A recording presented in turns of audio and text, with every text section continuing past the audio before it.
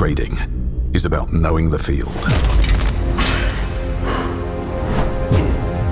foreseeing the opportunity,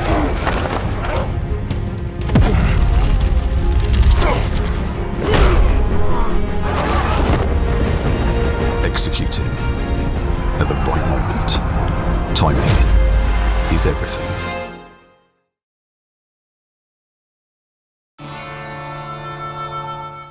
Hello everybody and a very warm welcome to another episode of The Good, The Bad and The Rugby in partnership with City Index, the leading provider of spread betting, CFD and FX trading. We hope you're all well. We've had a couple of big weeks actually, haven't we? We have. Topical. Yeah, relevant. Agenda setting. Yeah. It's like Mallet's mallet. Nausy for sure. We got right into the detail, the fabric of rugby at the moment. I think it's fair to say it seems pretty tangled all round at the moment. We have had a huge amount of feedback, lots of views, lots of messages. We are also planning what I think is going to be quite a meaty follow-up to the two shows we've done. I think we'd like to try and do it post Six Nations. It could be very, very interesting indeed with some big old power brokers. So watch the space on that front.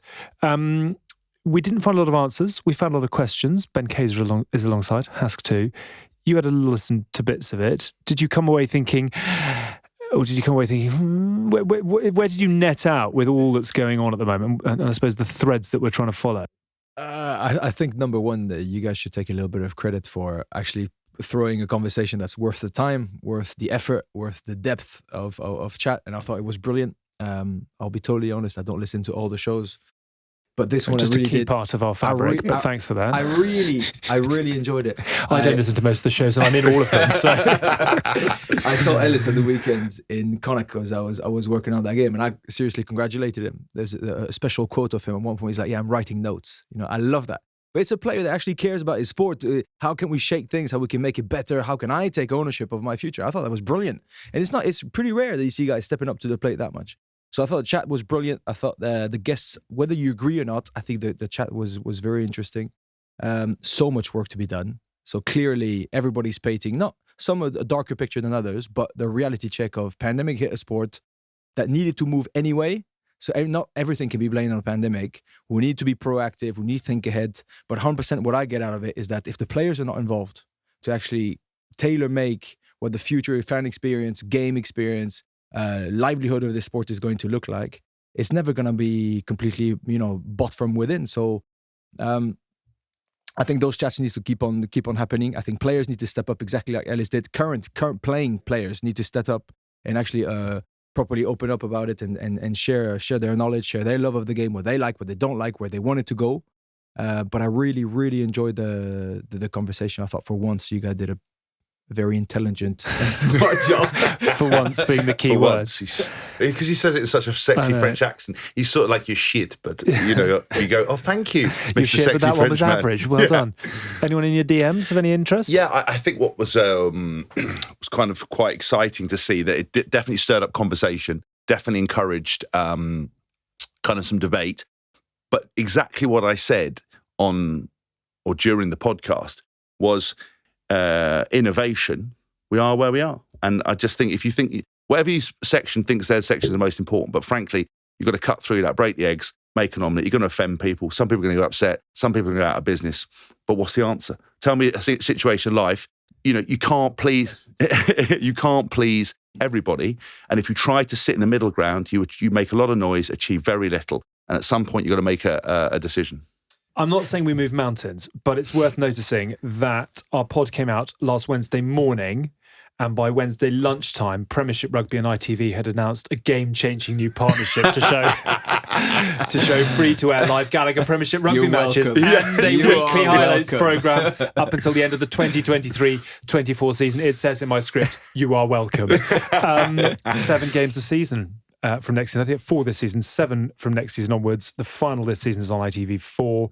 English Rugby's showpiece match, the Premiership final on terrestrial television for the first time in its history. One small step for rugby, one giant leap for Rugby kind. Well done, Simon Massey-Taylor. Friends. Yeah. I was going to throw in one little observation as well. I did some number crunching this week. It ain't everything, but it's quite interesting. On social media, Marcus Smith was tipped as the biggest star in the Premiership, 146,000 followers on Instagram. Marrow has 294. Owen Farrell's done about 4 tweets, but has got a full post. He's got 348,000. Do you know actually what was really interesting about that? And I think it is part of the conversation, is he has turned off his comments now. And I looked at some before he did that, and it just leaves you with the question, why on earth would anybody bother? Why on earth? Do you remember we did that show and we ran the clip in, and I said if he put himself out there more, and I think people saw more of him, he would maybe find life easier. I don't know if that's a thing or not. I would really revise that now. I can see entirely why he's got absolutely no interest in speaking to anybody. Why? Because of aggressive comments? The comments left on some of his posts are, I mean, one of the funniest things was, I'm a massive fan of Owen, and he's got a beautiful wife and 2 kids. And I remember having a conversation with him. Whenever you looked at his profile, he sort of cornered the teen girl market unintentionally. Yeah. And like every post, they'll be like, teen girls, because he's a good-looking lad, and they absolutely loved it. And I remember he once posted a picture of him and his missus, because it was very like kind of just social media. And underneath, like, who's this bitch? Who's this? We're gonna get her. Like, and it was a bit like watching Under the One Direction. All these girls were calling her out, being, oh, who's this? But trying to fight over him. I'm gonna kill her. He's mine. It was mad. Yeah. It was mad. And I look at mine, and there's just like boring old people. Not a woman in sight. Every time you post, you get people saying, I've made 400 million through Bitcoin. Do you know what I mean? Yeah, I do. Or click here to see my... Absolutely zero engagement. And the only one who makes an amusing comment is Chloe jumps on and destroys me with something, and everyone she gets 2,000 likes on it and walks off. Owen Farrell, 348,000 on social media. James Haskell, 600,000. It's actually more than that, but I don't want to... Okay, well, you tell me what it is. It's actually 800 and something, 900 at the moment. On Insta? No, across the board. Okay, so 600 on Insta. It's actually less than that on Insta. That's why, because you've got it right. But it's fine. It's 550 on Insta, and then 180 on Facebook, 200,000 on Twitter. Yeah. And then not that anyone's counting. 90,000 on YouTube, and now 15,000 TikTok. But don't worry about it. I'm basically, wherever you want me, I'm there. I mean, I haven't counted my SoundCloud and Mixcloud and all that other stuff, because I don't want to bore you. What's interesting about that, though, is if you add up Smith, Marrow, Farrell and Hask, you get to just over half of Ben Stokes at 1.8 million. Harry Kane, 12 million. And if we're talking about marketing, Conor McGregor, 44 million. Yeah.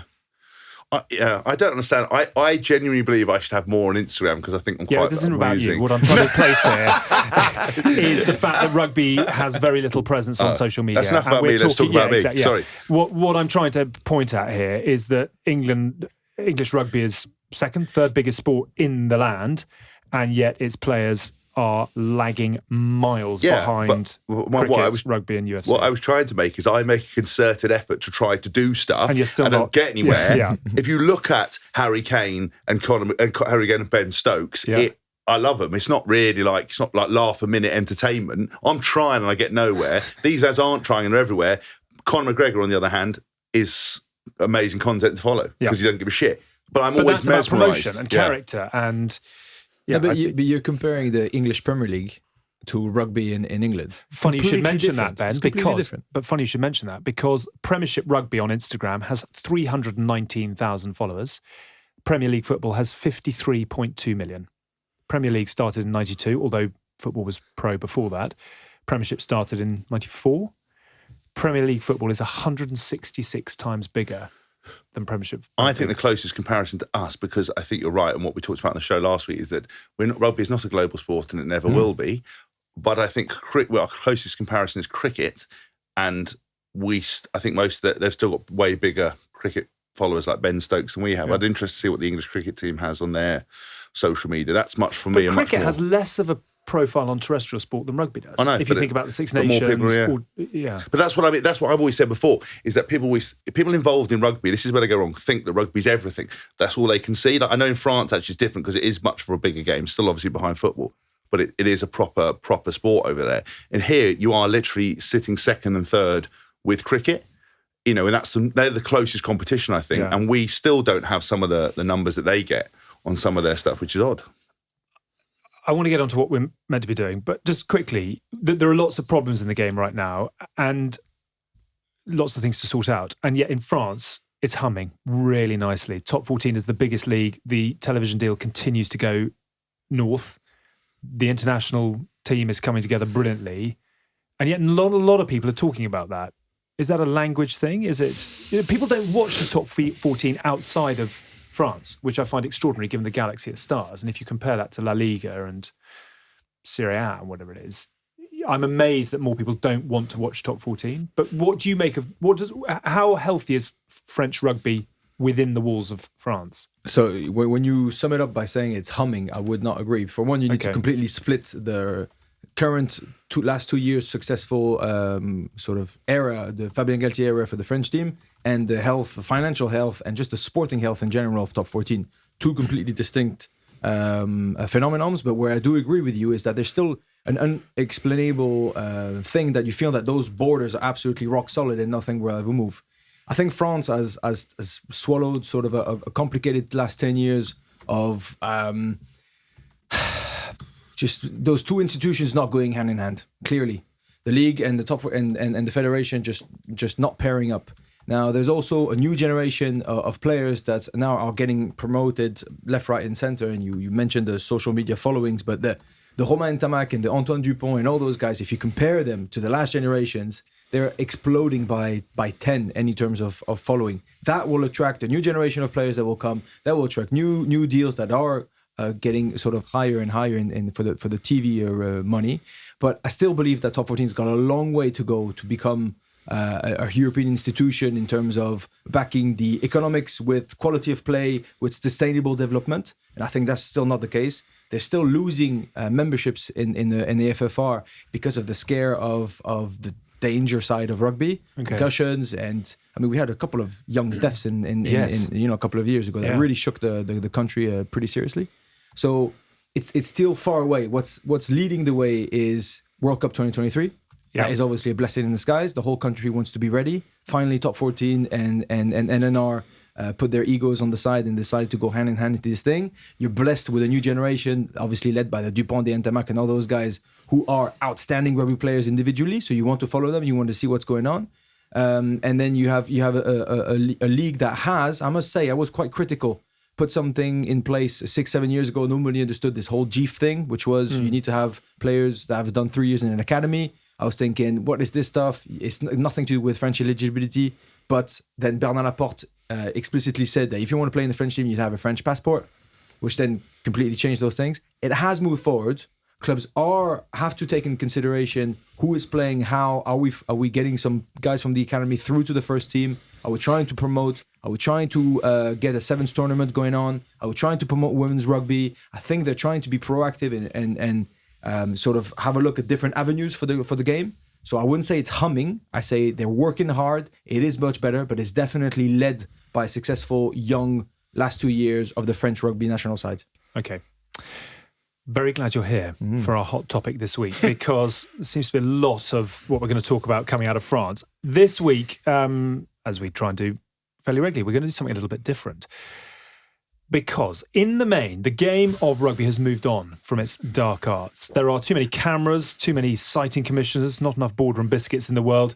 Health and safety, family optics, and perhaps just a general change in attitude have been reflected in how rugby has developed. There was an interesting line from Stephen Jones in The Times a couple of years ago when he wrote, "Rugby's raucous bad boy behaviour just isn't funny these days. The more you transplant bad behaviours of the old school into the modern age, the worse they look."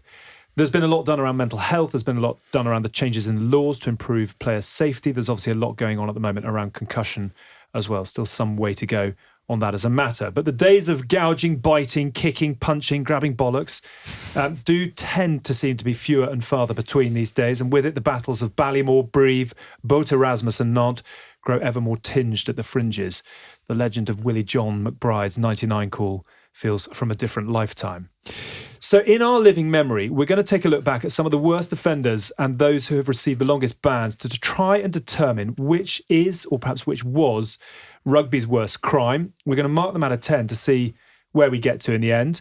And in doing so, perhaps we're going to put this into the vault and the archives and leave it there for generations to come. Certainly less and less of this kind of thing going on in the game. And it's sort of hashtag drink responsibly, drive safely. Is this for the better? Well, Well, firstly, I mean, Stephen God, Jones I knew you wouldn't be able to just toe the line and say, yes, it's antiquated, it belongs in the past. Look, in current society where everybody appears to have lost their sense of humour, where people bandy around, that's offensive. If someone says, so for example, people have said, James, you're offensive. I'm not offensive. You find me offensive. Offence is a feeling, it's not a thing. If I said, Alex, you're not funny, right? It's most people would agree. Yeah, well, no, but look, there's a general consensus. But if you're not funny, it's you not being funny. It's again my impression. It's not a thing. When just move on. And I think some of the context with the behaviour stuff. Yes, it's not ideal, but some of the old school stuff's funny as fuck. Like I'm not advertising. I'm not And I think some problems would be solved quicker if you was at a bit of dark justice every now and then. Because I think we're heading a bit towards football with people diving and protesting and everything else. I obviously want the game to be safer, but some of it's a bit silly. But I mean, the off-field stuff, like, someone dressing up as a potato and getting caught. I mean, it's whatever. Well, it's funny you say that about the old school, because actually, I mean, what prompted us to think about it was that we had Mark Evans on last week, obviously, and therefore we were talking about Bloodgate as he was in charge of Quins at the time of that. And also this weekend, Tolu Latu, the Australian hooker, got sent off for swearing at referee Wayne Barnes. And so we're starting... I can understand that. Barnesy is frustrating. That's completely different. Well, the point I was trying to make, though, is that the game still has red cards and it has a lot of disciplinary issues, but I'm interested that you think that a bit of old school justice potentially would... It's optics, you've got to worry about what little Timmy is watching. Well, little Timmy needs to... Listen, we're mollycoddling these kids. I was little Timmy. Little Timmy's going to grow up to be an absolute disgrace. And do you know when little Timmy, someone fills little Timmy in, or little Timmy applies for his first job and doesn't get it and can't understand why the disappointment, because everyone's told him that it's just okay to be mediocre and take part. His whole life's going to fall apart. Then he's going to have to get therapy and counselling, and round we go. So sometimes it's like if let's keep then it he's light. going to end up with 75 caps for England. Exactly. This exactly. is a fun, digestible throwaway show. It's not a lecture on the state of... Well, I like lecturing. Okay. Fast forward through the last... well, no, don't. It doesn't make sense. You can't fast forward through the last 5 minutes. No, you can't. Because we are where we are. I actually listen to you on 1.5 speed. And it goes quicker. So you get the points, but you don't really have to enjoy it. Indulge. Yeah. Has rugby always had a curious relationship with the dark arts? 100%. I think it's part of it. That's why James, in all the in all the gibberish that comes out, there's a lot of proper truth that we want to have a clear line between what's allowed, the dark arts of rugby. You need to be threatened on the pitch. You need to be respected. So the ref can't see everything, do everything, take care of everything. Intimidation is obviously key in a contact sport, but there's a line that can't be that can't be breached, and that's why I was telling you. For me, Bloodgate and eye gouging and cheap shops off the pitch, whatever, is completely different from punch ups and all the things that we can speak about, which you still get banned for, and that's when you get clear outs, headbutting and all that stuff. We don't want to see it. Player safety, okay, but that's different.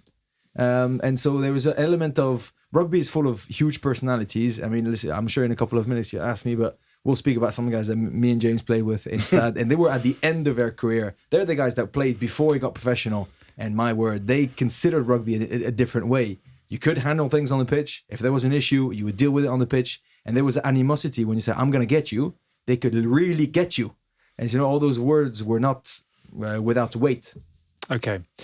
Let's get into it via the profound words of Hollywood royalty Elizabeth Taylor, who said, I prefer rugby to soccer. I enjoy the violence in rugby, except when they start biting each other's ears off. Yeah. She knew where the action happened. So this is about the crimes. It's not necessarily about the criminals. And the point at the end is to say, this is the most unsavoury part of the game. Let's start with biting. And I will throw out a few examples of people who have fallen foul of the justice system. So Johan LaRue got 18 months for biting the ear of All Black legend Sean Fitzpatrick in 1994. He later said, for an 18-month suspension, I feel I should probably have torn it off. Then at least I could say, look, I've returned to South Africa with the guy's ear. You don't get that released as a premiership statement anytime. Chris Ashton got 13 weeks after biting Northampton prop Alex Waller. Would they have played together? Yeah, they're friends, I think. Friends. Obviously not. Dylan Hartley, who crops up once or twice, I'm not sure how much he's going to appreciate this, but got 8 weeks in 2012 for biting Stephen Ferris, who has been victimised in our list of of indiscretions more than most, actually. That was on England duty at Twickenham. That's no coincidence. Is that no coincidence? I don't know. It's any wonder that I don't appear on the list. You are on there a filled few in, run times. over. Danny Crewcock got 8 weeks, 2 months for biting All Black Kevin Mailami during the first Lions test in 2005. And Kevin Yates, who we were on the phone to, weren't we, at the weekend? Yes, we were. What a boy. Yeah. Well, He always pleaded his innocence, but he got labelled for biting the ear of Simon Fenn in 1998, 6-month ban, and Fenn got 25 stitches. Biting on the rugby field, the lowest of the low? No. Gouging is the lowest of the low. Let's not go straight to the end. The point is we build up to the... All right. Well, okay. Sorry, I'll rephrase that. Biting's pretty awful. Right. But I can understand sometimes why it happens. If you stick your arm in someone's mouth, it is quite a human reaction to... Yummy. Yeah, not yummy, but if you got gum shield in... Did you ever bite or get bitten? No. No, I didn't. No, Okay. I never got that. But I can understand why. There's a few times when someone put their arm in my mouth and forced my mouth open, and you kind of wanted to bite on them, but you didn't. It's like a visceral reaction, but I didn't. All right. You didn't get caught, so... No, biting's not really my speed, that. Right, okay. In France, having played in the Premiership and played in France, is it a different level? Because the list of criminals that we are going to bring up here predominantly are playing in the top 14. It is completely different, but again, it's a generational thing. I was telling you guys before the show. I started in 2004, Stade Français, the old guard, Sylvain Marconnet, Peter de Villiers, Christophe Dominici, rest in peace, all these guys. And we had beef with Biarritz because we beat them in the semi-final championship of the H Cup at the time. Then they beat us in the top 14 final. And the first game of the season after is Biarritz away. And I remember walking in and Sylvain Marconnet is like, right, today we're going to stuff them for the final for what they did to us because it got pretty heated. So the first scrum, whenever it is, we just melt them and we go throw a punch. And I'm joking, like, that was the good old days. You don't do that. I said, no, you do it. From that moment, nobody said a word. You go in the change rooms, nobody says a word. The kickoff starts, first scrum, the ball's dropped. You know that in about 9 seconds, there's going to be 8-on-8 full-on brawl. And this was pre-planned and this was pre-packaged. Pre-planned, right. Pre-planned, pre-decided. And I'm telling you, the coaches don't need to say a thing. And it goes on, and then, boof. And 3 red cards later, I think we lost by a couple of points in Biarritz, whatever. But at least, the beef was settled. That is completely gone. So I came to the Premiership in 2007 after living that these were my first years of top 14, where that's how things would get handled. That's where I agree with Hask. When we had beef, it would be settled. And it didn't happen every single weekend, don't get me wrong, but it would. And so I got to the Premiership where Leicester Tigers were absolutely no lambs, if you know what I mean. But it was more the brutal aggressivity of Julian White, losing his shits, and Andrew Sheridan was in front of him and he was hitting him for about 25 different punches, and then sits down next to me and I said, you're right, I think I missed him. Yeah, that was his only thing that was against. He didn't care about the red card, he didn't care about punching him, he just cared about not connecting properly. Right. So these were the days. So in France it was a bit more extreme, Premiership was a bit more isolated, but it was still very, very physical. Now I didn't see any I experienced this, and we'll speak about it after, the whole eye gouging thing with Julien Dupree and all these things, but I didn't think there was that much of a difference because I arrived in Leicester, and because at that time it was pretty much the norm to deal with it on the pitch. Okay. Let's mark biting out of 10.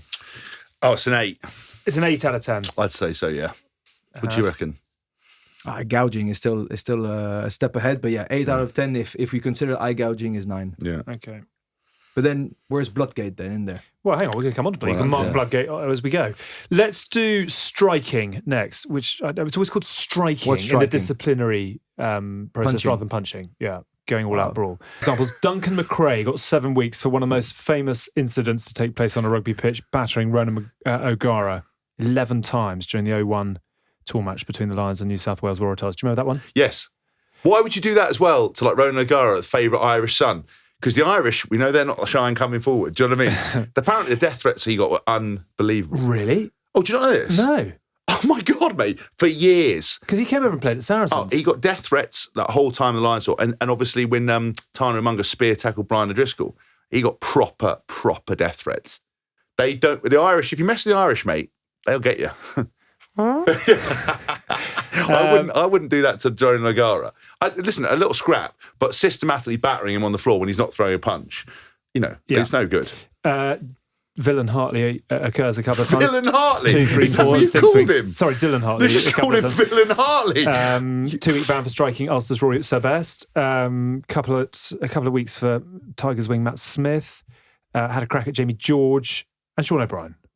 Danny Kruger got 2 weeks for punching Lawrence Delalio in a club match in 2003. Joe Marler appears on the crim list as well.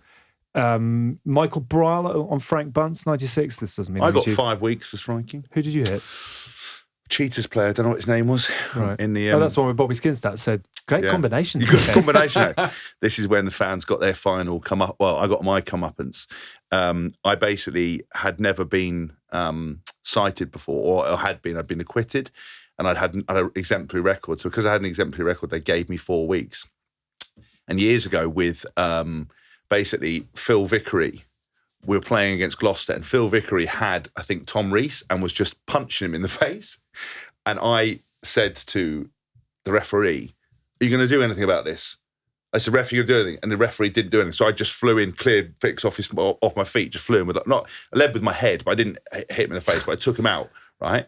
And then the citing thing, they went, look, at the end of the day, we don't really know what to do with this situation because we understand exactly what you've done. You've asked the referee's just pretended he hasn't seen it because he didn't want to make a decision. You've taken him out, but you've led with the head. If you accept a 1 week ban, we'll brush it on the carpet. And I said, no, I'm not accepting anything. And of course, people were like, well, you've got an England camp coming, you need to accept it. So again, once again, I got bullied into doing something I didn't want to do by the officials. And I took a ban. So when I was in Highlanders, they gave me 4 weeks for good behaviour. Then 2 weeks later, I got called up by the citing commission. Goes, somebody sent me this, and it was a screenshot of the paper where I've been given a 1 week ban. He goes, because you did that. Some fan did me, and they added me another 5 weeks, and I was only over there for 12 games or something.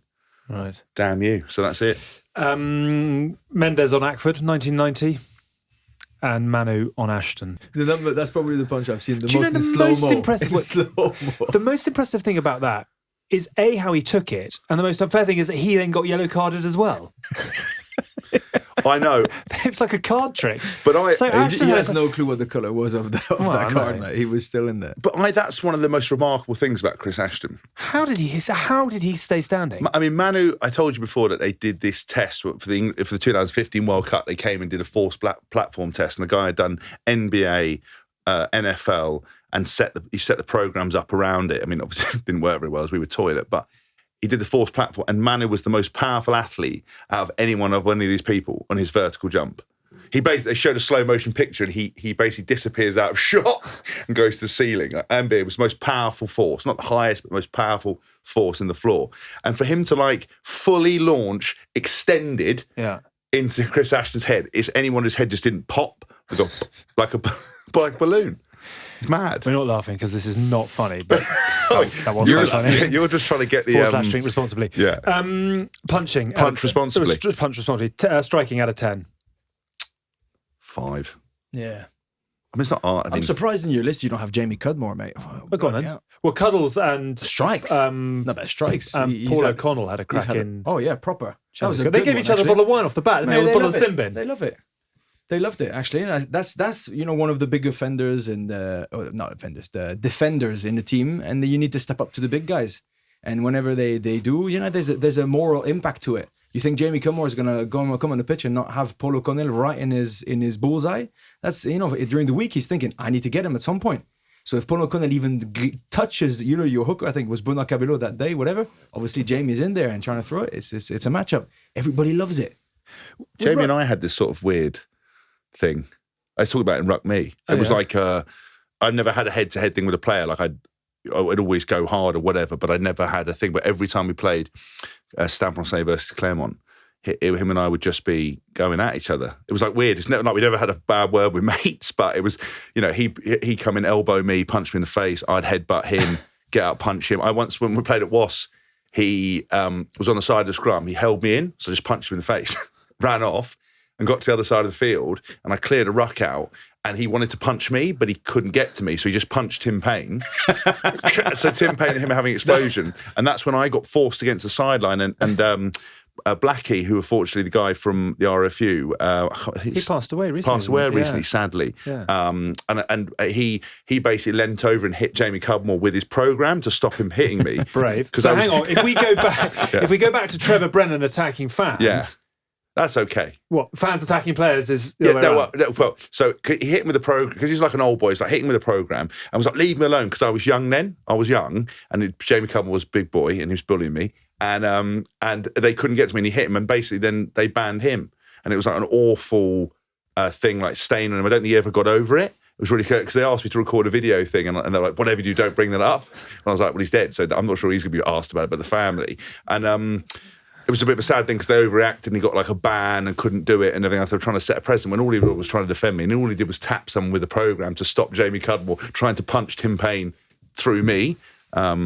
But it was a sad thing. But I think it was that again. Poor old Tim Payne. Lots of pains take punches for you. A last point on Jamie Cudmore, and I don't want to defend any violent behavior on a rugby pitch at all, but playing with him was outstanding in the sense that if it wasn't him attacking the biggest dude in the other team, he would never let anything happen to you.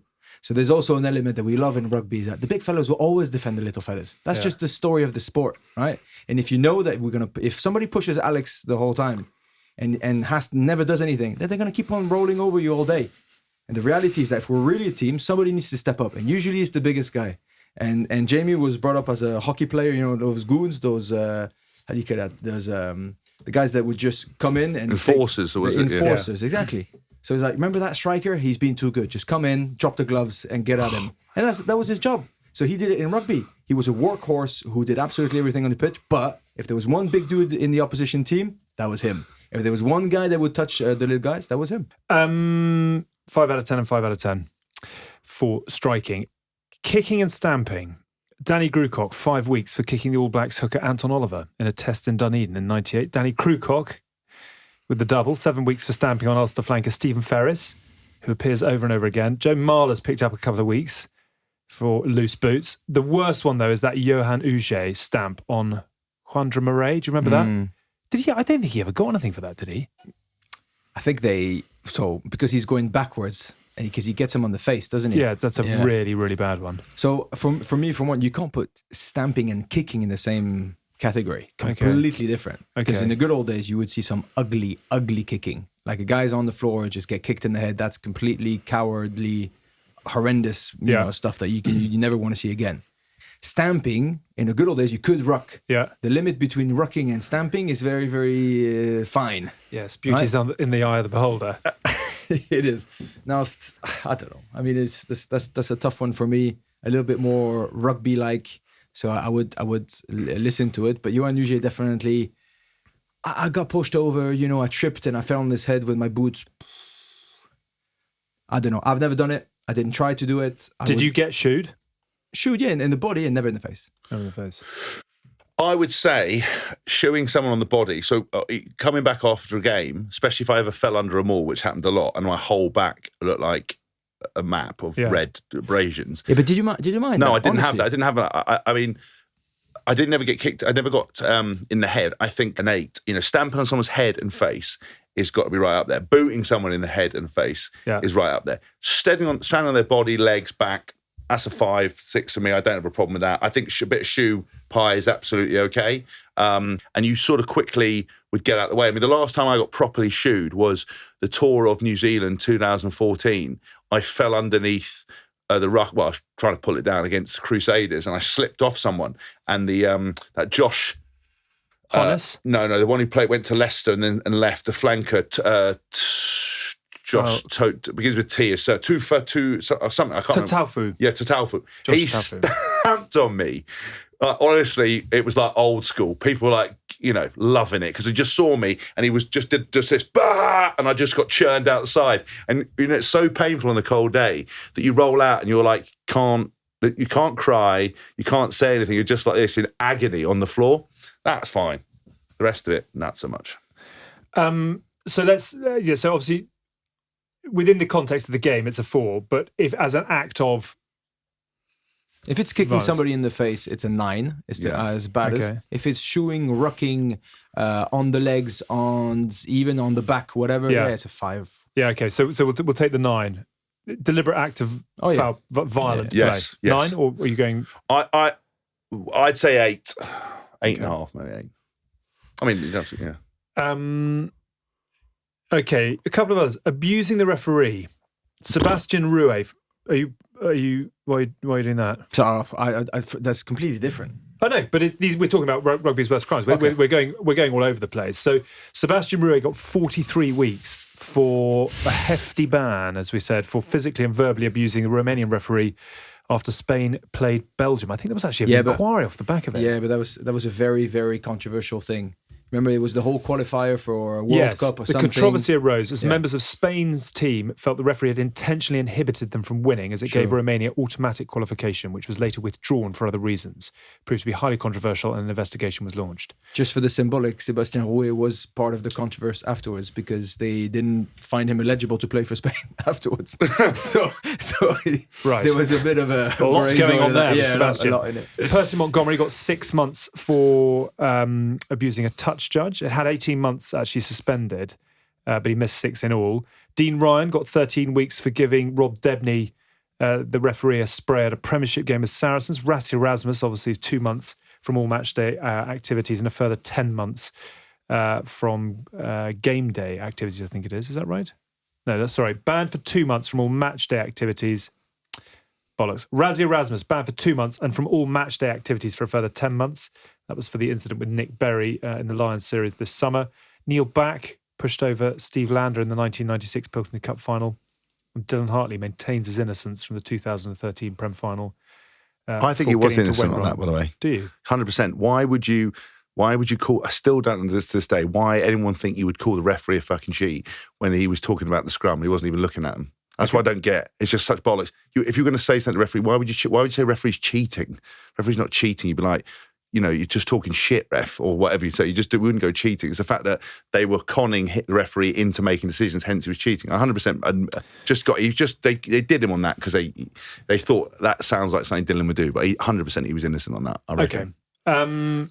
We are seeing more and more of him. We mentioned Tolu Latu. Dave Rennie had a lot to say after Australia lost to Scotland. Abusing the ref. We talk about values in the game. So is it hard to contextualise this in relative to the others? I think it needs to be sanctions because otherwise it will get out of hand. Yes. Now I'm not offended by it in the sense that Tolu Latu he's not speaking about the person. It's all decisions are harsh. You need to digest them. They have to be sanctions because otherwise it gets out of hand. It's the thing that we love about rugby is those massive giant bloody fellas that rock up to the ref and say sorry mate. Sometimes they're human. It gets out of hand. The pressure is sky high, and obviously it gets taken out of proportion. So it has to be sanctioned. It doesn't shock me in the sense that I don't think it's particularly hurtful. It's not. We're not going too deep into what the meaning of those words. It's just simply a human reaction to a bit of stupidity, and so that will influence then the grade that I want to do it, that I want to give it. However, it has to be sanctioned and thoroughly sanctioned because even Hask says it doesn't pay the bills. Those values is what we're renowned for, and it's important that we stick to it. I mean, some referees are really annoying. So there should be like a poll. You're like, have you met him? And then people go, yeah, he's a bit of a dickhead. You're like, yeah. No, all jokes aside. I mean, I think it's no good for rugby, the whole appealing thing and being able to be rude to referees. I think one of the things that separates this is the fact that the referee's in charge. I would say that has gone to a few referees' heads and they forget they are there to facilitate, not to be the star of the attraction. Unless you're very funny like Nigel Owens, then actually that's quite good. But I remember in my career, there were 2 or 3 referees who, give you 1,000-yard stares and death stares and try, were very kind of awkward and stuff. And you're kind of like, look, mate, your kingdom's this 80 minutes, in real life. Like, just put Did you ever see this football ref who tripped up a player last year and got banned for the rest of his refereeing life? What? No. So this guy called Caron, I can't remember what his first name is, football referee for Ligue 1, obviously the Premier League in French football.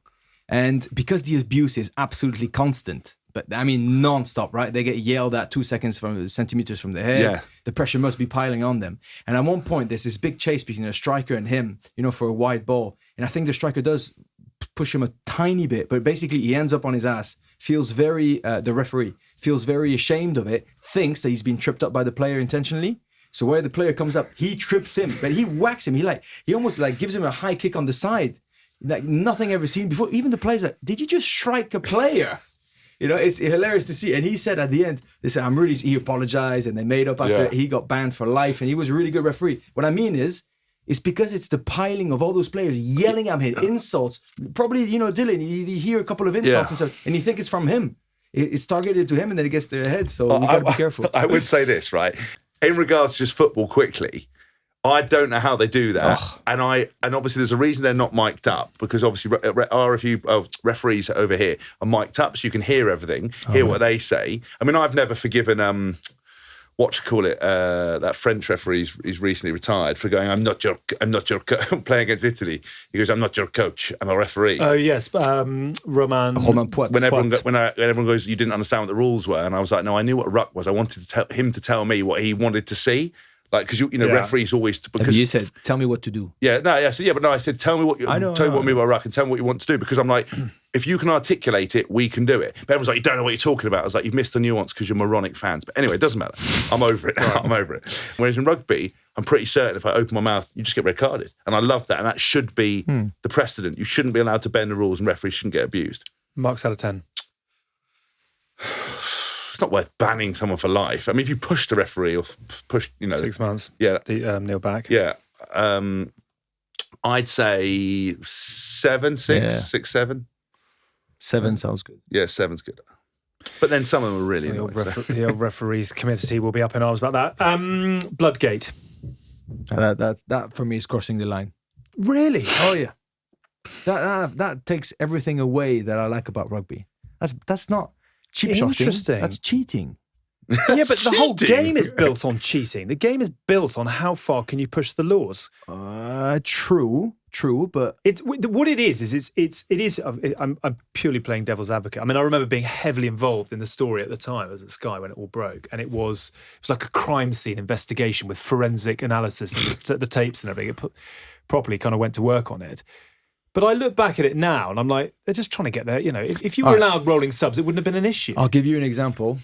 You guys probably don't remember, but there was a moment where Albi, a tiny little second division team, got up to the Premiership top 14, and they were melting everybody in the scrum. Loose head was Boris Stankovic, who ended up in Leicester Tigers with me, and they had some really, really good players, and they were unbelievably strong in the scrum. I don't know what it was about them, but they would just melt everyone. Every single team that went to play there had to do something about their scrum. You would get melted.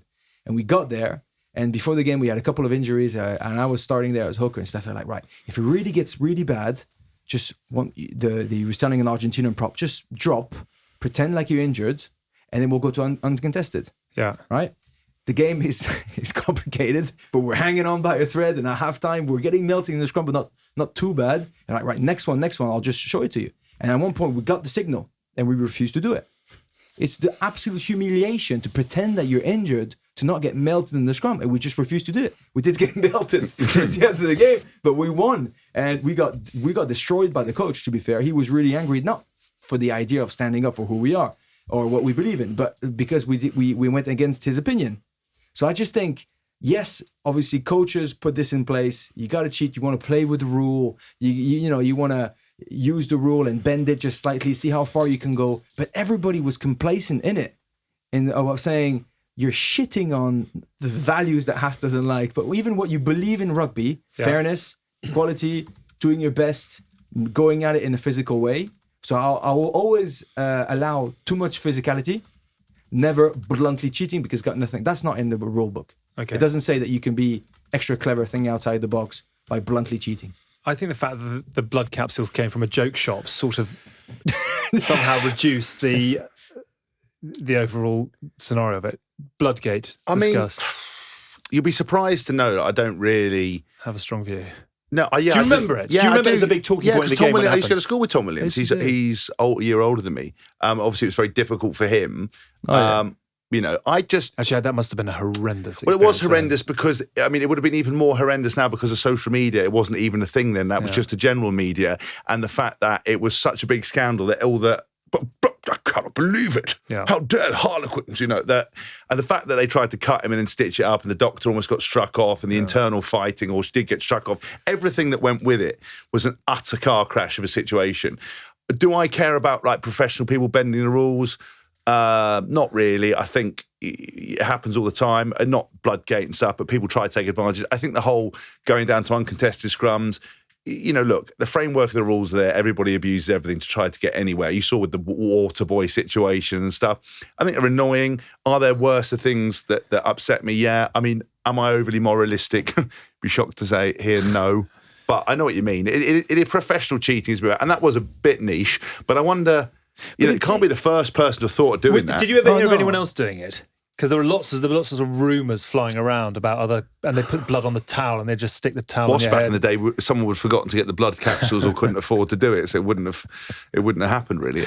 I hadn't, again, like I told you before when they talked about the salary cap cheating, and like the PRL came in and this little youth sat me in a room and went, so are you getting paid any more money elsewhere? I was like, nope. And they were like, have you got any side letters with your contract? I was like, nope.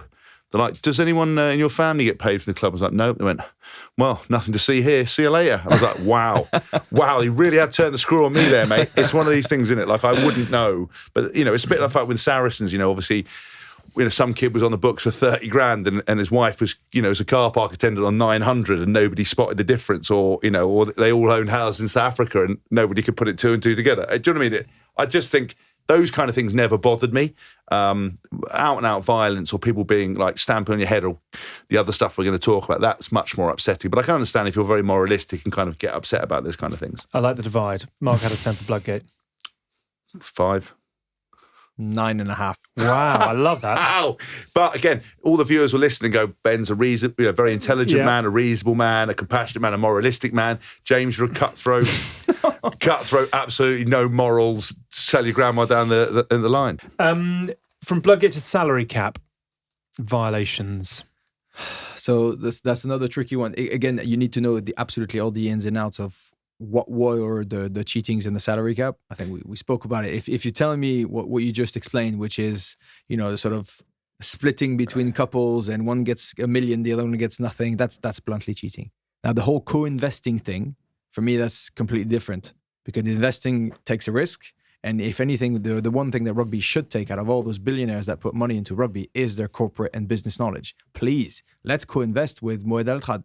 Let's co-invest with Lorenzetti, with Dr. Ville in Stade Français. Yes, definitely. Now, if it's bluntly cheating, like you said, by optimizing the wedges of the camp, by being sneaky, that's a tough one. But again, I lost against Saracens, a Champions Cup final. That was obviously a very dear competition to me in 2017. It's not because of their players. It's not because of the salary cap, of the capacity that they had, the additional capacity probably that they had to potentially cheat on how much they paid guys. It's because they were a better team than us and because they wanted it more. There's always a thing of, on that lineup, who would we have taken with you? Yeah, of course, you would take Vunipola or another one, probably Maro and Farrell. Yeah, of course, or a couple of others, whoever. But we didn't lack any players. It's just that day we were beating by better. Okay. Salary cap? Because Dylan Hartley was extremely strong about the transgression in his autobiography and said that essentially, what it enabled them to do was have a bench that they could bring on that took the games away from teams when they were...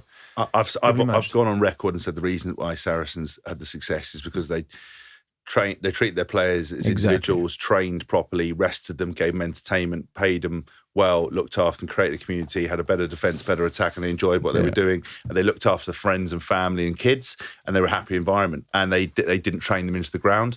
Every other club was trying to do it. I know Clermont have had that Heineken Cup final, whatever. But I'd say the only team that have got to be upset were Exeter, because they consistently lost them in the final. And actually, those nuanced bits could make a difference in terms of the number of people you could bring off the bench. That could be the deciding 1 or 2% against a team like Exeter in a final. The rest of the Premiership can shut up. It didn't make a difference. They're not individual sports people. We're a team. There are so many intangibles and factors. I understand that it puts them in a slightly better place, but they weren't bending that many rules. They were bending rules, but I just don't think for me it would have had the impact. And I think if a lot of clubs had gone, right, do you know what, we're going to create an environment which looks after players, which Exeter did, So that's why they can argue. But look after players, train smarter, look after them, give them time off at the right times, create individual training plans. All of that's fine. So for me, I'm not bothered about that. And listen, we get filled in for a living. Anything to get more money is needs to be done. Salary cap out of 10. Again, I'm not bothered. 6. Same. Squirting water. Well, again, everybody 0. That's part of it. Everyone always says, "Oh, you lost it there." I was like, "I didn't, because I didn't throw a punch." And I'm very punchy as a person. Like that's what my go-to. Is it raining? I used to have a headbutt as my go-to, and then a bit punchy. So I didn't. I just choked. I just gave him the Vulcan death grip. But it's the fact that I was like, "Listen, referee, you can't squirt water." So everyone goes, "You can't squirt water." For you, it's the greatest thing you've ever watched. Relax. Squirting water. Near 0. Zip out of 10. 0. Headbutting. And so many examples here. I mean, interesting you say the headbutt was your go-to. I remember Richard Lowe on Paul Carrozza. He scored for the Wallabies. Backy's Boater got 9 weeks for headbutting the back of Jimmy I Cowan. love that one. That was so funny. Yeah, that was rascal. There's that great photo. He is ginormous. There's the photo. It's like Jaws about to attack. It's rascal, isn't it? Just to go the old Swede in the back of the head. Yeah. Quite bold. You know, when people have got anger inside them, and that was anger just exploding out. But also it's interesting because that in the back of someone's head, that it's not I think you're potentially going to do yourself more that's what I damage mean. than they That's are. what I mean. That's why if you land a headbutt normally, you're getting on the bridge of the nut. You're not going to feel that. Get them on the back of the head. Like if you actually, because you see people when they headbutt this, they don't know what they do. They turn their head in. I'm like, ow, that's really going to hurt. Right. Part and parcel? Are we fussed about headbutting? No, I think it's the problem is that now. Again, I've talked about the concussion stuff. And I actually I got some stuff wrong slightly on that concussion stuff last week about the fact that Rugby League have changed some of the rules, but I'll clarify that a bit later on actually because I think it's useful to talk about it. But I think if you lead with your head and catch someone, I don't think it's not like you're not trying to intentionally do it head on head. Yeah, I mean, we're talking about an intentional headbutt. Yeah, 100%. Intentional headbutt's not good at all. I wouldn't say. Have you taken a few of those? Yeah, I tell you who was a master of it. Was Rafael Ibanez. Oh, really? So I remember someone took me, I was in the analysis room at WASP back in the day, and they said, have you ever watched Raf individual clips? And I was like, no. I knew he was a remarkable player. And I watched them, and it was amazing. He'd go into a ruck, there'd be 3 people, he'd steam into a ruck, something would happen, he'd get up and 2 of them would be on the floor. And then and you'd be like, I didn't see it, and you'd slow it down, and it would be like just a little elbow would just catch one of them, and he'd lead with the head, and they'd get up and look, nothing happened, or he'd go into something else, and tread on your foot, on their knee, sweed them, and then go through them, and it was amazing that he was the ultimate king of dark arts. Like scrum would collapse, a maul would collapse, he'd get up, someone would be on the floor still, and he was a master at it, and it was so intangible when you slowed it down. And you didn't have the same multiple camera angles, you only had a few of them, you would see just a late head, a late slow elbow, as you went in, like swinging arms to like impact, it would be a closed fist, just catch someone, but it wouldn't be deliberate. He was incredible at it. Things that go bump in the night. Would you have played against him as a young pub? Yeah, his last game was Wasp winning it in 2008. The Premiership final, him and Lawrence Danaglio, their last game. That was my first season with Leicester Tigers. Yeah. Headbutting, strong views? It shouldn't be in the game, yes. Very not unstrong views, whatever you want to call it. 3 out of 10. 3 out of 10. Unless it's like, so even Zidane's big moment, he headbutted the guy's chest. It's like, it's like even then it was like he didn't do it properly. I can understand if someone. That's why you got the red card. Yeah. I'd be like, that was awful, Zidane. If you actually had a scuffle and someone headbutt is fine. I think if you led with it, it's not great, but I don't see it as like awful because it kind of happens by accident most of the time as well. You'd have to really look at it and go, 6 out of 10 between the two of you? Yeah. Gouging. Ugh. Richard Nona's 2 years. The only man to have been given the maximum 2-year ban for gouging in a Heineken Cup game against Pontypridd at Sardis Road. Sven Kronk, his victim. David Atube, 70 weeks. Julien Dupuis, 23 weeks. Were you playing in that game as well? Yeah. You were playing in that game. Mm-hmm. Stephen Ferris obviously did something that afternoon because both of them went for him. Richard Lowe got 26 weeks for inserting his fingers into the eyes of the Otago fullback Greg Cooper with considerable force. Schalk Berger, famously 8 weeks in the second Lions test, stuck his fingers in the eye of Luke Fitzgerald after 28 seconds. Peter de Villiers, who was the coach of South Africa at the time, defended Berger's actions, claiming he did not even deserve a yellow card and it was part of the sport. An 8-week ban suggested otherwise. Chris Ashton got 10 weeks for the Ulster, making contact with the eye area of the Ulster centre Luke Marshall. Dylan Hartley got 26 weeks in April 2007 for gouging the Wasps duo of Johnny O'Connor and you. He didn't actually outguy. Did he not? No, he did, but not like. We'll come on to my view once you've read Bakis it out. Botha 8 weeks for attacking the face of Brendan Cannon, and Sergio Parise 16 weeks for going at the eyes of All Black lock Isaac Ross in 2009. Is it even worth the question? Gouging. I think it's horrendous, but in the same way that you say a punch and a strike is different, making contact with the eye area and eye gouging is completely different. Okay, so let's talk gouging rather than... Exactly for my mates, David Atoube, Julien Dupuis, we were there. You didn't mention that Stephen Ferris wrote a letter saying that he didn't believe that Julien Dupuis out-gouged him. He did admit, yes, of course, there's contact with my eyes, but it went so quick and it was a downward movement where he just sort of pushed his face down off a ruck because he was holding him. Yeah. Yes, of course, there is a moment, if you press pause, there's a straight finger in the eye, 100%. But Stephen Ferris said it wasn't particularly painful. But then if you go by the rule of the book, then it's a contact. So what was their reaction what was their reaction to Puy and Atoube off the back of that? Oh man, they were destroyed. They were very scared. They were extremely humiliated. They were embarrassed that their name was associated with that. I mean, there's a picture of David Atoube. You know, there's a guy between Ferris and him, right? Right. So his head is pointing different direction. He is about a meter away. He could barely reach with his finger, but yes, his finger does get completely stuck downward movement into Stephen Ferris' eye. So he always claimed that he didn't do anything intentional. Yeah. Julien Dupuis said he tried to push him out, which is true, from the top of the head, and then it does slip into his eye. Yes. A year suspension. Do you imagine? I mean, 18 months in a year. That is like a proper nightmare, right? You don't know what's going to happen. Is the club going to sack me? Am I going to lose my job? Do you have insurance? If tomorrow they tell you, you know, poor guys, when they get injured and stuff, you still get paid for a little while. So it's a slow death if you end up by losing your contract.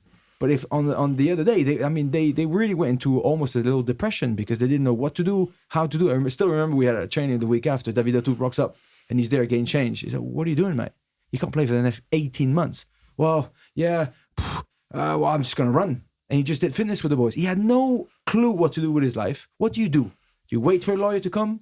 18 months, you know, and he was still fit. So I think they were embarrassed. I think it all got dealt with in a really weird way because evidence was getting thrown by fans, by the social media guy from Ulster, I think, from pictures, not even video footage. So it was all very, very random. Had to be judged within a week because we were playing Ulster again the following week, the return game. Yeah. So I think they fast forwarded everything. It was under the snow, so we couldn't even play that game or whatever. This whole thing was just very, very weird. For me, eye gouging when it's done intentionally is the worst thing you can possibly see on a game of rugby. I've seen a lot of guys come out after a red card say, yeah, of course I tried to drill him in the face. Yeah, of course I tried to headbutt him. Yeah, sure, I've stepped on him. Yeah, I did knee him, actually. And in the good old days, they were like, yeah, mate, I just lost my shit. I tried to karate kid kick him in the face. Yes, it's true. I've never heard a guy at the end of the game say, yeah, mate, he did my head in. I tried to eye gouge him. I tried to pull his eye out. Right. Never, ever, ever. Okay. And until I get proven differently, I just can't see the thought process of somebody being like, right, Hask, I'm going to rip your eyeball. Yeah. Have you ever been gouged? No. I have. Loads. Loads? Yeah. What does that tell you about yourself? That I push people to the edge. But again, that was a house party. That was a house party. Yeah. That's different. Just a pre-rehearsal. That was my wife. No, I think it's the absolute lowest of the low, and I completely agree with Ben's point. Like I've panicked sometimes about making contact with the eye. There's actually a photograph of me handing someone off, and my fingers have gone into their face on the thing, and they're like, but it was so quick. But I didn't, if you're handing someone off, not even looking at them, and it's, I was terrified about that because I would never do it to someone. But sometimes you accidentally make contact with the eye. But when I've been gouged, there's 100% been intentional, 100% on purpose. I mean, there was I'm not going to name these guys, but there's a player for Northampton who almost pulled my eye out my head. And I would say for 8 years later, every time I went to a hotel room or a house with it was too hot. I'd wake up, my eyelid would stick to the inside of my eye and it would open the wound, and I'd have to be like that for about 2 or 3 hours. Then what would happen, it would start to heal because it's only a couple of cells wide, the scratch, and then it would just reopen again. And I had loads of problems with it. And I basically couldn't see for 4 days, had to wear an eye patch, couldn't open both my eyes after the game, went to A&E, and that was awful, and I thought he'd permanently damaged my eye. Dylan, when Dylan came up behind me on the video, you see it, it's kind of like a joke thing. He just went like that behind me as a joke. He didn't stick it into me, didn't gouge. Where that was wrong, and I still feel bad about it now, because Wasps at the time, they were really upset about Dills doing it to Johnny O'Connor, and also Joe Worsey said it happened to him, a couple of people. I allowed the Wasps to write. I mean, I put my statement, but they added some stuff to it, but they gratuitously gouged, and I was like, God, when they went out in the court, I was like, fuck it, I didn't, I couldn't say I didn't say that, but I was like, you've made this out to be way worse than it was, because they wanted to get him banned, because I think Gats had a bit of a thing with Dylan. Do you remember? I just don't think they were a massive fan of him, and being a bit disruptive, and Dill's a bit loose, and I sort of feel bad about that, because that wasn't my words, and they lumped him in together. When they actually interviewed me for it, I said all that happened to my eye was exactly what you see on video.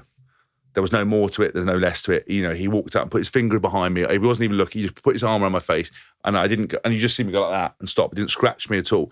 There's a story that happened to me.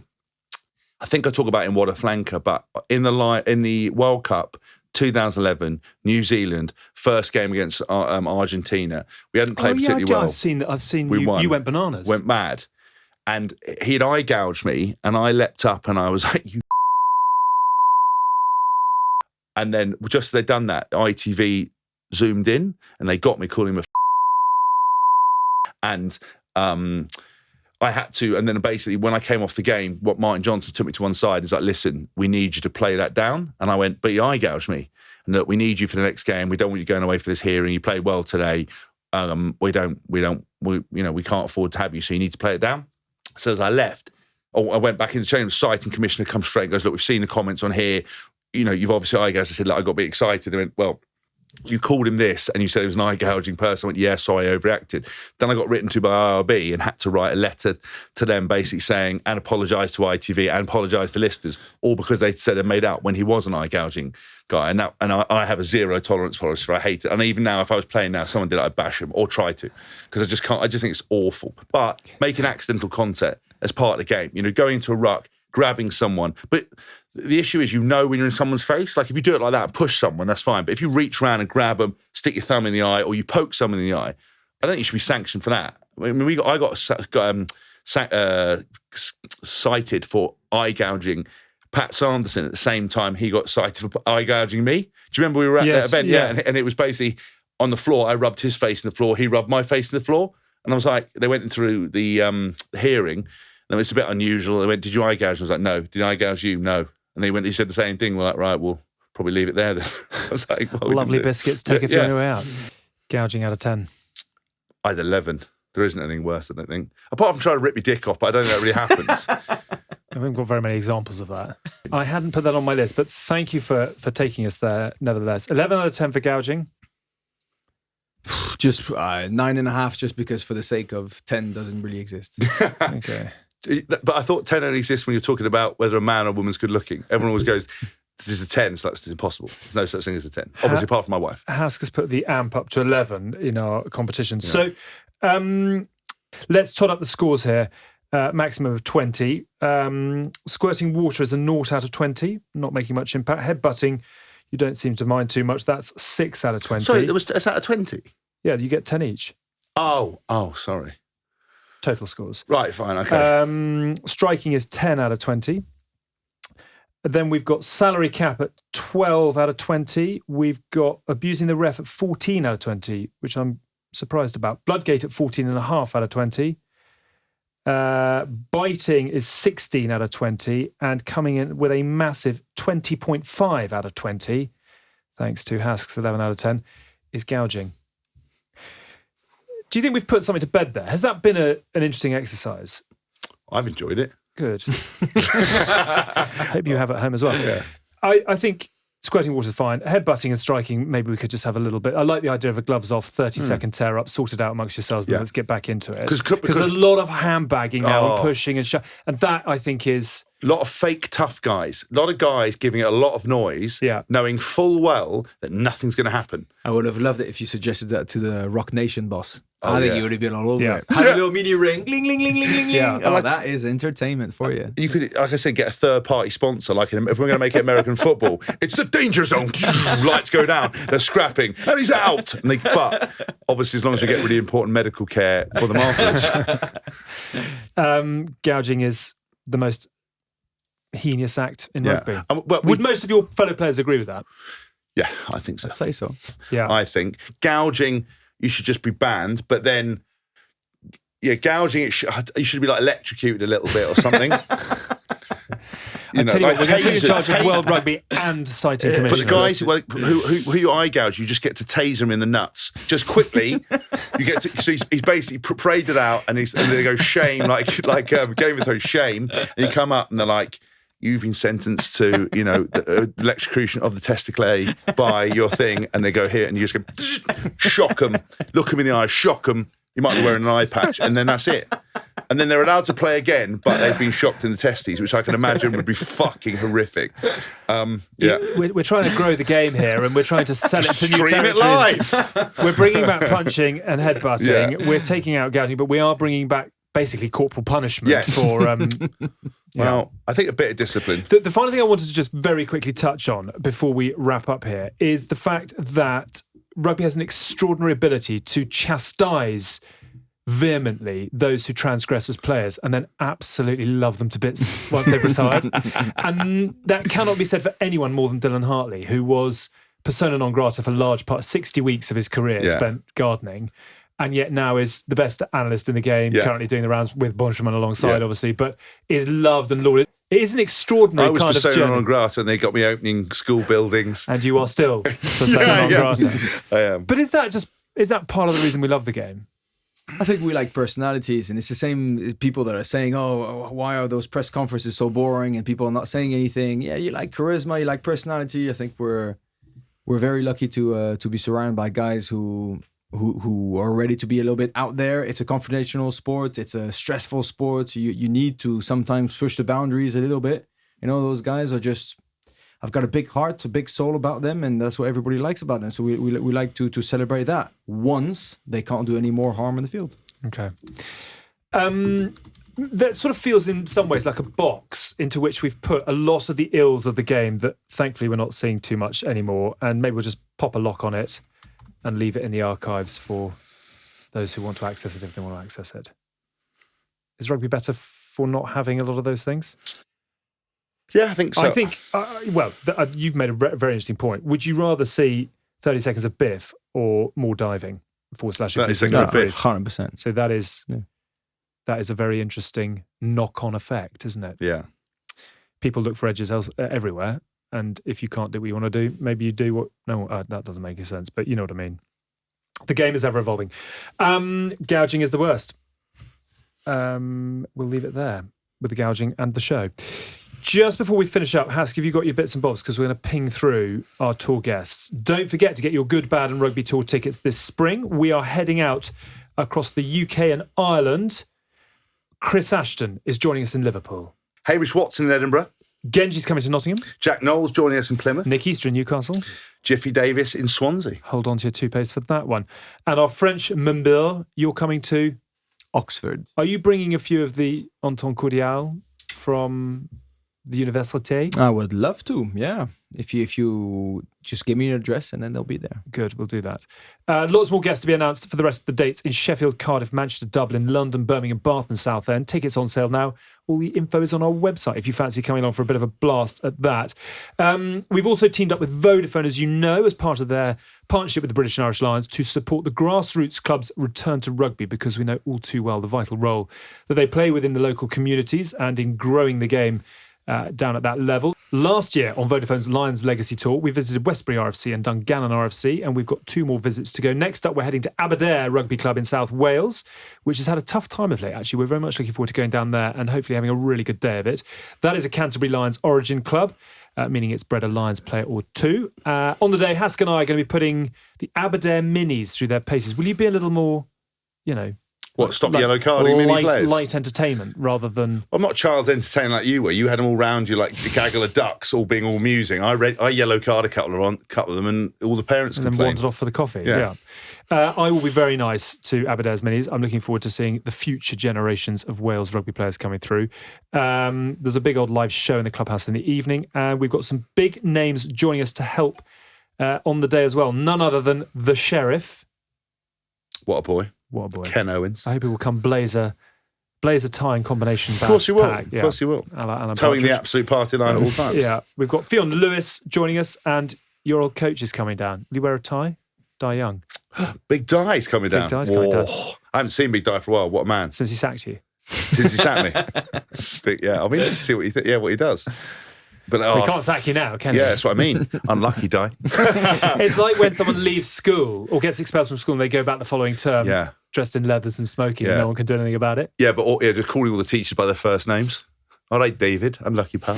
Looking forward to seeing the trio there. On top of all that, Vodafone are providing tech solutions and digital education that will support Aberdare's digital skills, financial sustainability and online presence, which we do know is a real biggie after the last 2 years or so. And the cherry on top of all of this, Canterbury are going to be throwing in new kits for the club too. It is a fantastic project. We have actually had 2 unbelievably good days at Westbury and over in Dungannon, so looking forward to the third of those. If you're in the Aberdare area on February the 19th, we would love to see you, so come along to that. Something a bit different this week. I sort of don't know how you've done what you've done for as long as you've both done, and I don't know how you've come out looking quite as well as you have, given you've spent so long at the coalface.